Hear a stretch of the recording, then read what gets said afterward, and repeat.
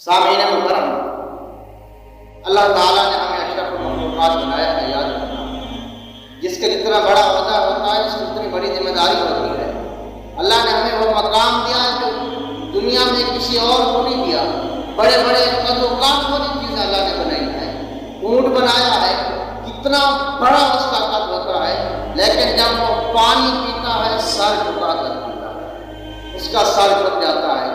اللہ نے انسان کو وہ شان عطا فرمائی ہے، جب پانی پیتا ہے پانی اس کے منہ تک آتا ہے، جب کھانا کھاتا ہے وہ کھانا اس کے منہ تک آتا ہے۔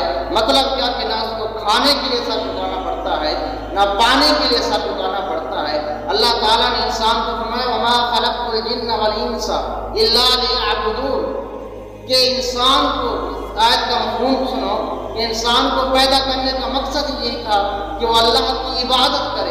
انسان جتنی چیزیں بنائی، جب وہ کھانا کھاتی ہیں سر جھکا کے کھاتے ہیں، اور تیرا یہ اعزاز ہے تو سر اٹھا کے کھا، تیرا سر جھکے تو فقط میری بارگاہ میں جھکے، میرے لیے جھکے، کسی اور کے سامنے نہ جھکے۔ اللہ تعالیٰ